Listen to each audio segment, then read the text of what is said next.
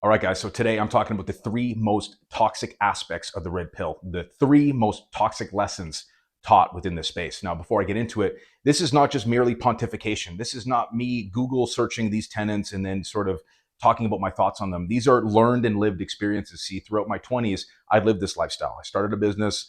I got fairly successful early on, got in good shape, and then I weaponized these things to become the quote unquote high value man that many of these men in this space talk about.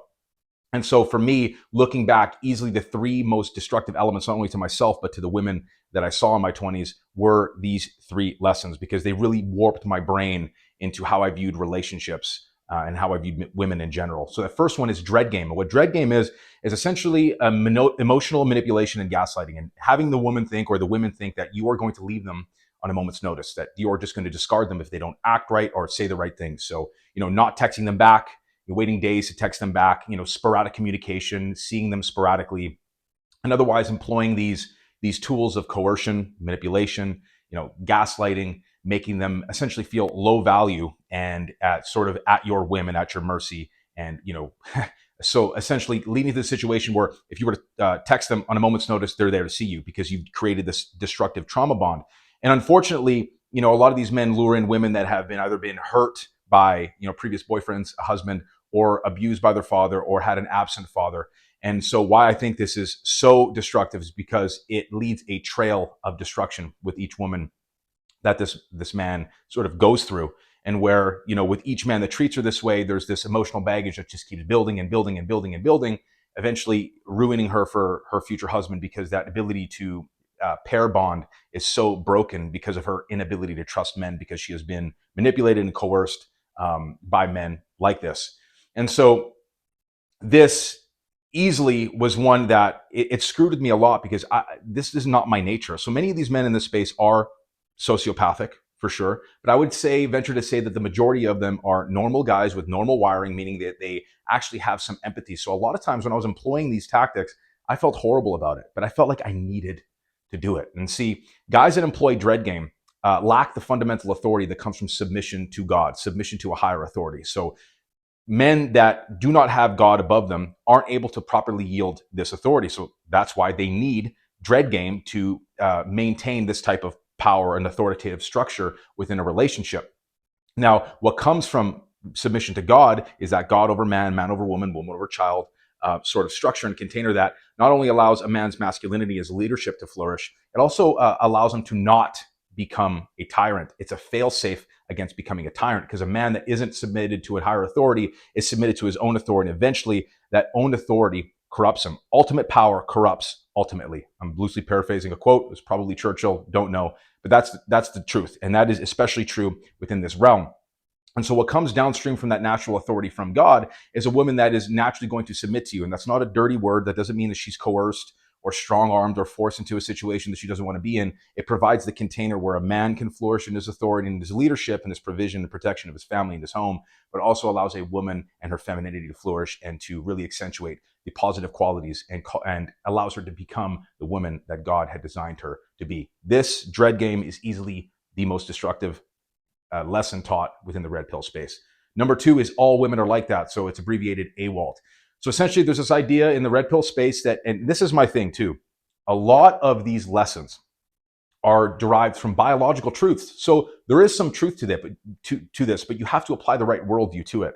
So there's this idea of hypergamy, where a woman is always wanting to branch swing to the higher value man, and that she essentially always wants a man that's at the finish line already. And this is true and untrue. And this is what I mean. It's true in the sense that if you're looking in low quality areas, Tinder and a lot of these degenerate dating apps, there are good ones out there, or clubs, or in otherwise sort of places like this where, more low value people in general, men and women, congregate, you're going to find women like this. You're going to find women that want the popping bottles guy who's a gold digger, who wants to have a boat and a car and a house and all this money. There are women like that. So hypergamy is true. There is an element of female nature that lends itself to this idea, definitely. But similarly, all men are like that in the sense that we are biologically hardwired to procreate and have children with multiple women. That does not mean this is right, because these biological truths, while being true, if we treat ourselves purely like animals that are just meat sacks with no pulse and no soul, it completely negates the spiritual and soul aspect of it, where a good woman who has that godly authority above her is going to be able to see a potential in you. And she's not just going to discard you for the next man. Some women will, just like some men will cheat because of that biological hardwiring, but that doesn't mean it's always going to happen. See, if you're always looking in these low quality places, of course, perception is reality.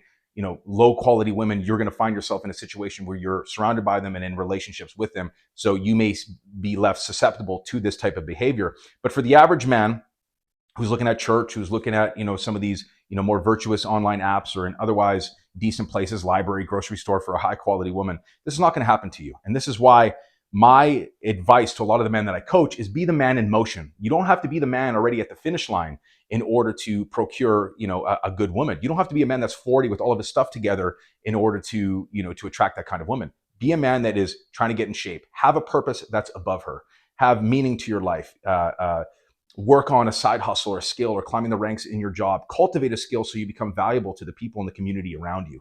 All of these things are what make a high value man. Learn how to fight, learn how to protect, all of those things. If a good woman sees that you are putting these things in place and you are, quote unquote, as I like to say, the man in motion, she's not going to ditch you for a guy that already has it together. There's this idea that's espoused that, wait till you're 35 or 40, have sex with X amount of women, make six figures. It's all garbage because a lot of men find themselves at the other side of 40, 50, 60, wishing that they didn't spend their 20s and their 30s acting this way because of this false idea. Good women, good godly women can see potential in you, can see a future with you as like a diamond in the rough. This was very much my situation with my wife. I had a lot of things going for me, but my life was in a bit of disarray. And if she didn't have that belief, if she didn't breathe that belief into me, I wouldn't have become the man and the husband and the father that I am today. And it's because of her sort of, believing in that future with me that allowed it to come to fruition, because a lot of men forget that statistically speaking, married men make more money and married men have better sex. This is true. You can look online. This is absolutely the fact of reality. And why men make more money in marriage is because, well, no pressure, no diamond. I'll say it once and I'll say it again. When you have that pressure to provide for a family, provide for a woman, and have essentially a prosperous future, it drives a man to new heights. So men, okay, to a degree, all women are like that, but to a degree, all men are like that. These biological truths, hypergamy, a man wanting to procreate and spread their seed, so to speak, while those may be true, that's not the way that we should be living our lives. And we really need to assess where we are finding these women, because it becomes a self-fulfilling prophecy if you're looking in low value areas. Not all women are viciously hypergamous like that. So it's a yes and no thing, but still very much toxic, because if this is how you view all women, you're going to lose out on potentially really good situations with women. Number 3 is spinning plates. So essentially treating women like they're easily discarded sexual objects. Now, as a father with a daughter, this irks me specifically, for that reason, imagining that my daughter brought home a man like me. That's how I know I would have failed as a father, by the way. But essentially what spinning plates is essentially seeing multiple women at once, sleeping with multiple women at once. And after an X amount of time, after they've attached themselves to you too much and they've tried to lock you down as a boyfriend, you kind of cut them off and you throw them away, more or less, and you find another woman to kind of enter that rotation. And what in this space that helps cultivate, allegedly, is an abundance mindset. So you're not scarcity minded around women, and so you don't develop what another tenet is, and that is one-itis. So this unhealthy infatuation with one woman. Now, I don't think one-itis is a thing or a good thing necessarily, but there has to be some element of one-itis when you're married, because if there isn't, it doesn't really make sense. Because the only woman that I care about, other than my daughter, is my wife. But that aside, and Jordan Peterson said something that was very powerful, and I think it influenced these other lessons that I talked about as well. If you treat other women like cheap sexual objects, you are treating yourself like a cheap sexual object. So not only are you dragging yourself into sin, like God says in the Bible, that sexual immorality, you're not only sinning against God, but you're sinning against your own body. If this is even worse, because you're dragging somebody else into sin with you. And not only that, but this potentially will destroy a situation where you have a good woman in front of you that sees the good in you, that wants a future with you, but you won't believe it, because why? You think that you're unworthy. This was me. When I first met my wife, I was used to the spinning plates lifestyle. Inadvertently, I was treating myself like a sexual object. Therefore, when a woman finally found some potential in me and she was a good woman, I didn't think I was worthy of it. I didn't think I was deserving of it. So not only men are dragging themselves into sin, or they dragging other women into sin, they're also dragging their spirit and hearts into decay, potentially eroding a future. And let me tell you something, and I know I repeat a lot of the same things in many of these videos, my sexual experience does not serve me.